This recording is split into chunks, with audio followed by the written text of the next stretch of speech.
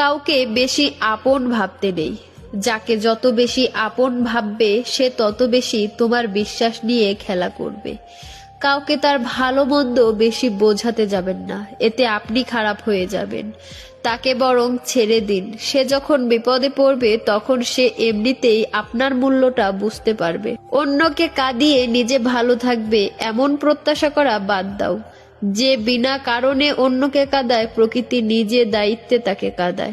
সম্পর্ক ভিক্ষে করে চাইতে নেই। জীবনে কখনো কাউকে অনুরোধ করে ধরে রাখতে নেই।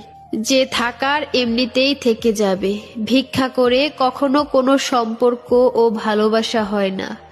ভিক্ষা করে কখনো কোনো সম্পর্ক ধরে রাখা যায় না, সত্যিই রাখা যায় না।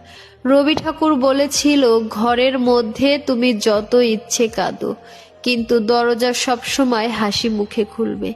কারণ যদি কেউ দেখে নেয় যে তুমি ভেঙে পড়েছো, তবে সে তোমায় আরো ভেঙে দিয়ে যাবে। আমি সম্পর্ক নামক এই ব্যাপারটাকে ভয় পাই। আমি ভালোবাসার বিনিময়ে ভালোবাসা পাওয়ার আবদারকেও এখন ভয় পাই। কারণ মানুষ তার নিজের সুবিধা অনুযায়ী ভালোবাসে, নিজের সুবিধা অনুযায়ী ছেড়ে যায়। এটাই হচ্ছে আজকালকার সম্পর্ক। তাই তাকে বাধ্য করো না কথা বলার জন্য যে কথা বলতে চায় না। ব্যস্ত থাকো আর বুঝিয়ে দাও যে তোমাদের ছাড়াও আমি থাকতে পারি। মানুষের সময় যখন খারাপ যায় তখন অনেক কিছু শুনেও সহ্য করে নিতে হয়। কথা হজম করতে শেখো, এটা তোমাকে জিততে সাহায্য করবে। শুধুই কি ছেড়ে যাওয়াকেই ঠকানো বলে? না, কখনোই না। পাশে থেকে অভিনয় করাকেও ঠকানো বলে।